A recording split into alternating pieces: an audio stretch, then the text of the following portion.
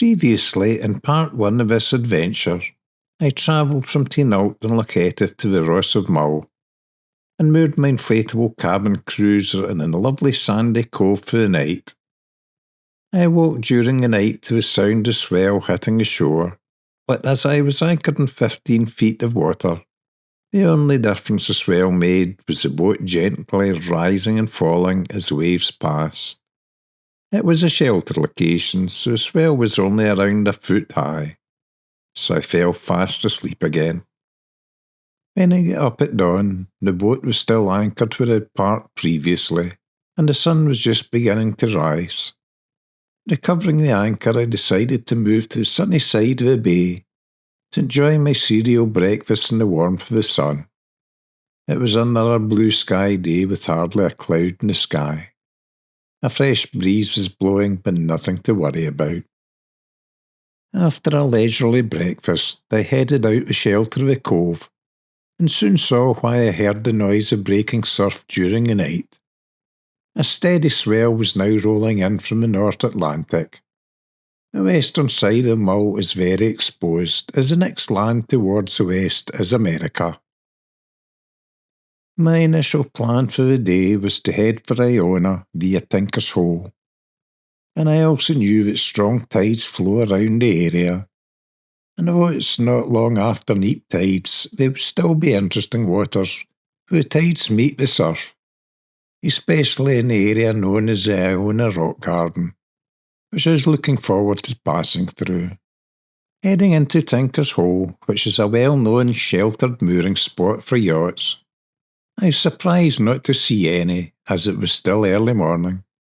I think it's the first time I've ever passed through and not seen a single yacht. So saying, it was still early April, so not so many yachts about. I then set course for the southern tip of Iona. Crossing the Sound of Iona, I could see St Columba's Abbey, which is Iona's most famous landmark. I headed in the opposite direction, towards the rock garden on the island's southern tip.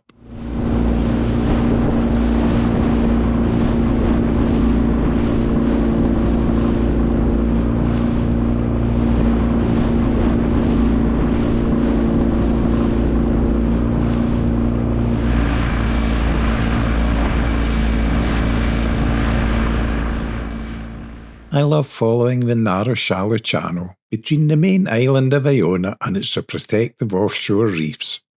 The tides and swells can churn up the water, covering the surface in a creamy foam, similar to the froth in a tin of Guinness.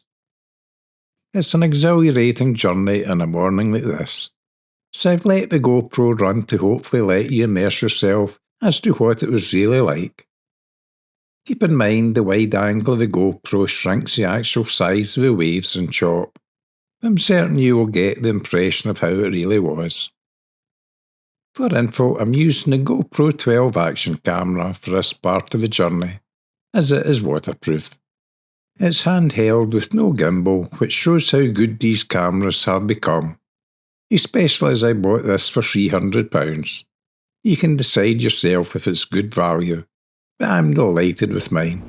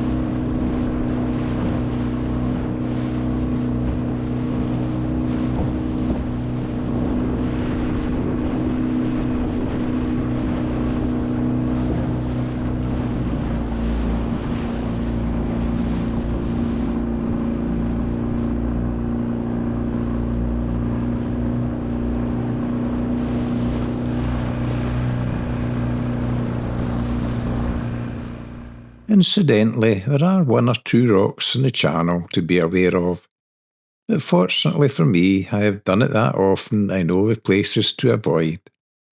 One thing is for sure, a mangled propeller or an engine breakdown in these conditions could be horrific, as it would only be minutes before the breaking swells threw the boat onto the rocks, and it would then be game over.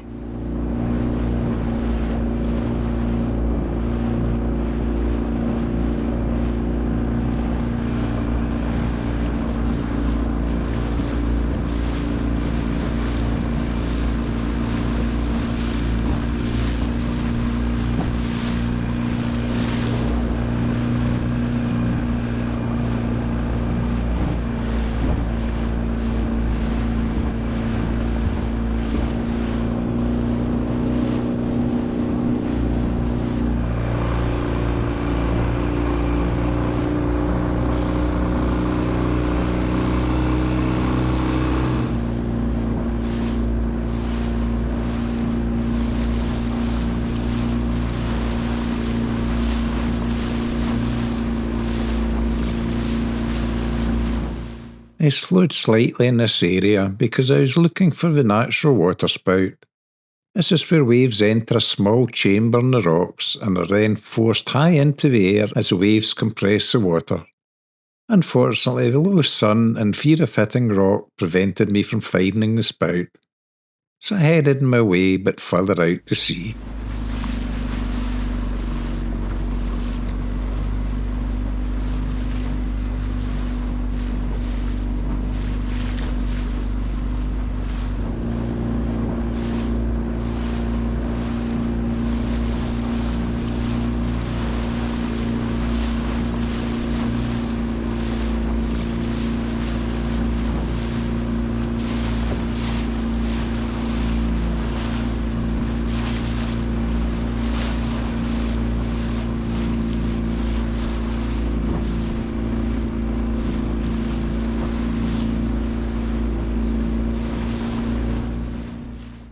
Having successfully navigated the rock garden, my plan was now to cross 6 miles of open sea to the island of Staffa, which is known the world over for its famous cave, Fingal's Cave.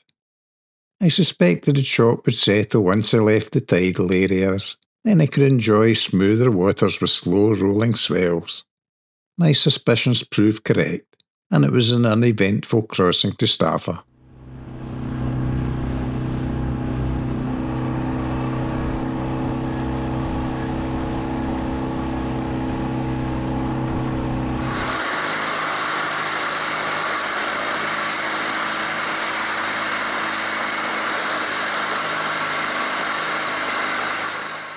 Arriving at Staffa, I could see the swell breaking at the entrance to Fingal's Cave, so I didn't attempt to enter the cave in the boat. Instead, I was happy enough to see it from the sea.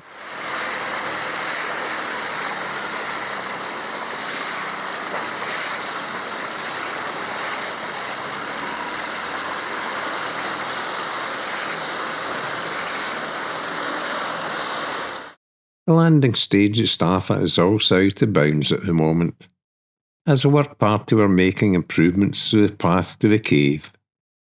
So I decided to head for the island of Gometra, at the western end of Ulva, to check out a sheltered cove where I intended mooring up for the night, assuming it proved suitable.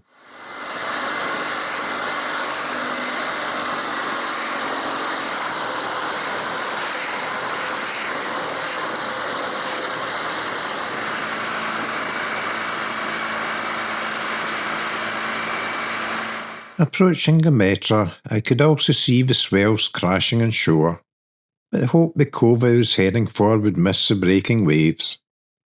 It's where I camped last year when I went round Mull, and thought it a great spot to spend the night, apart from one problem. The area I pitched the tent was crawling with ticks. However, that was not an issue sleeping in the boat. And when I got there, I was delighted to find it a very sheltered cove, well out of swell's way.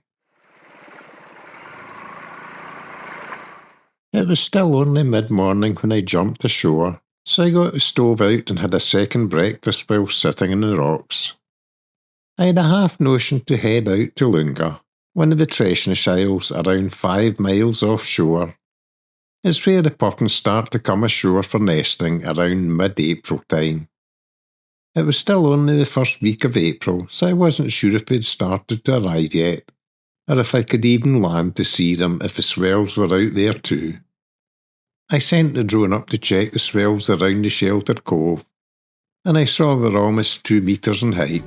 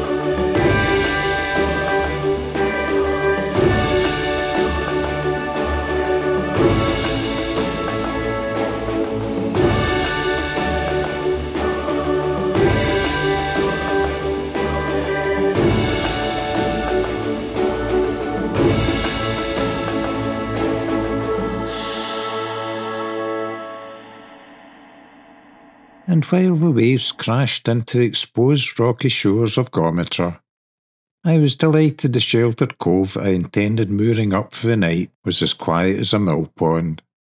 With nothing else to do, I decided to head to Lunga, and if I found I couldn't land, well, there was little lost, as I could always head back into my sheltered haven again.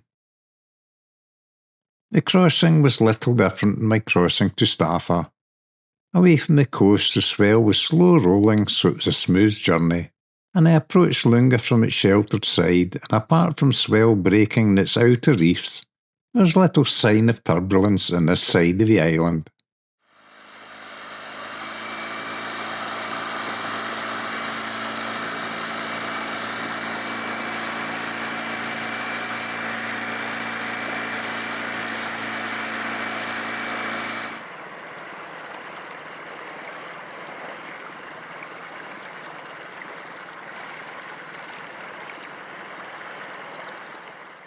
Heading into the shelter of its lagoon, I disturbed a flotilla of razorbills as the Staffa tour boat pushed its landing stage ashore, which I took as a sign there were plenty of puffins around when tour boats were landing.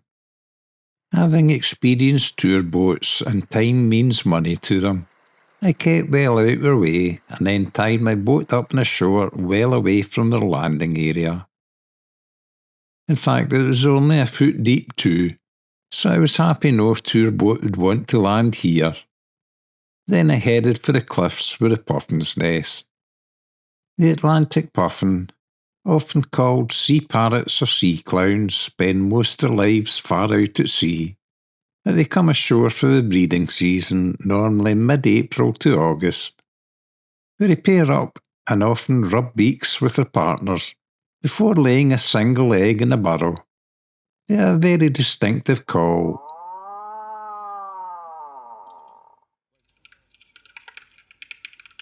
and their caws and beak slapping sounds inspired me to write this song, The Funky Puffin, using their calls in my sampler. I hope you enjoy it while watching their antics.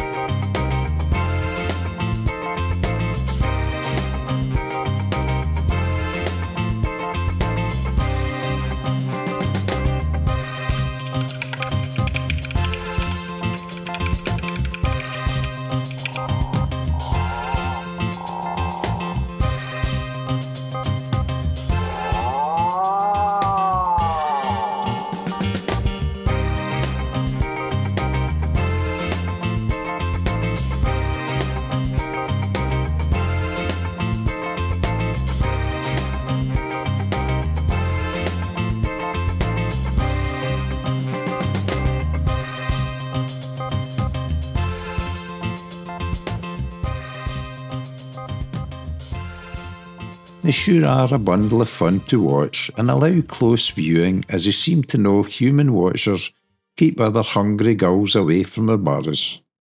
Definitely my favourite UK birds, and well worth the trip out to Lunga to see them.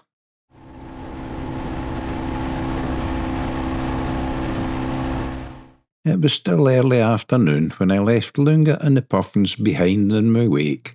Rather than head straight back to the sheltered cove in Gometra, I decided to do the full round of both Gometra and Ulva by heading into Loch Tooth and going down the western side of the islands.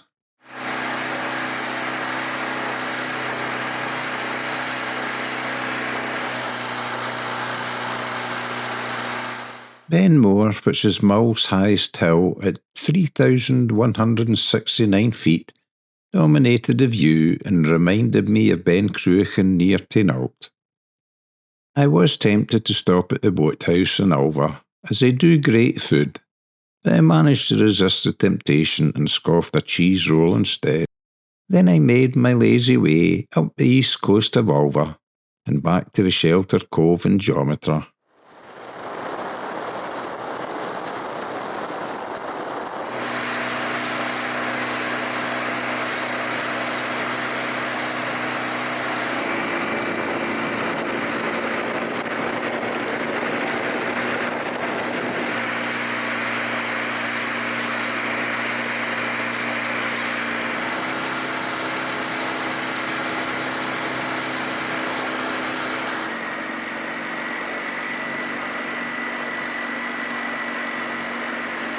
Back in the shelter of the cove, I had an uneventful evening, happily scoffing a burger and some gravy, then taking a walk along the cliffs before turning in for the night. Once again I slept on board the boat, in 15 feet of water, and slept like a floating log. Day 2 was done. The following morning I again awoke around 7 a.m, just as the sun started to climb above the horizon. Another beautiful blue sky day with a cool breeze blowing from the southeast. The last forecast I saw mentioned the wind was expected to pick up during the morning, gusting to 25 miles per hour. I'm a great believer in making hay while the sun shines, so decided to lift anchor and head off as soon as possible. I was nearing the crux section of going round Mull. The tidal over falls around Treshnish Point and Callacht Point, the northeastern tip of Mull. The swell would be going the same direction as the wind, which would assist blowing me round the points. However, the tide was now turning, and I knew the wind and swell would be opposing the tide. I wanted to get around the points before the wind got up. A quick bowl of cereal and drink of water, and I was off.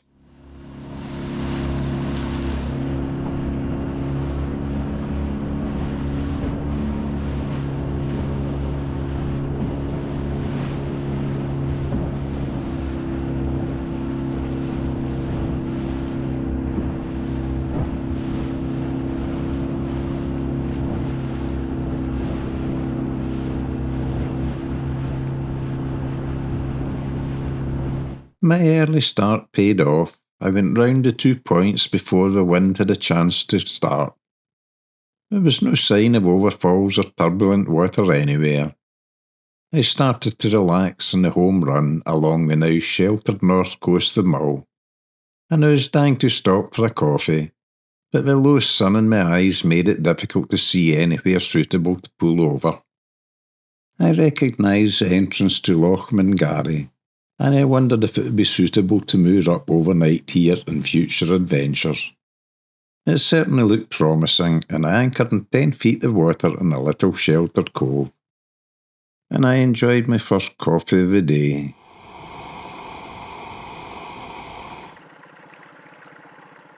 As I slurped my hot drink, a flotilla of inquisitive seals came to check me out.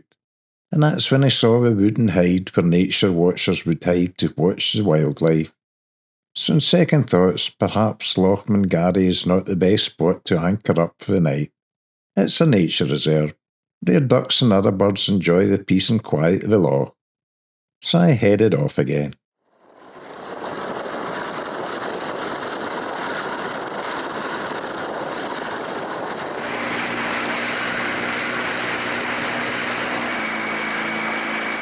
The wind was beginning to get up, so I decided to turn into Tobermory and get a 4G phone signal to check the forecast. Sure enough, although it was to remain sunny for another few days, the wind was not going to be so kind. I decided it was time to head for home.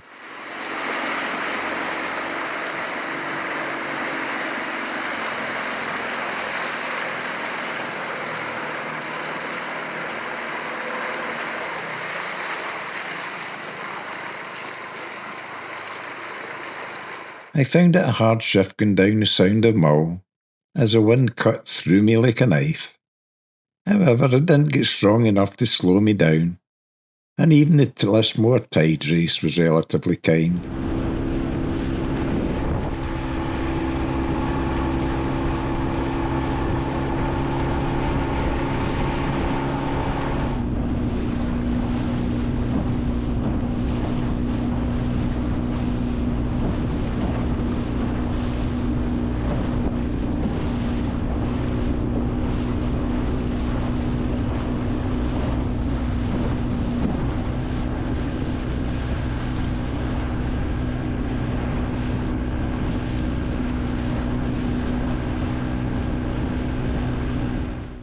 Finally, although I was a little cold on the outside, I felt a warm glow on the inside as I approached the Connell Bridge, and I knew once again I was home safe and sound.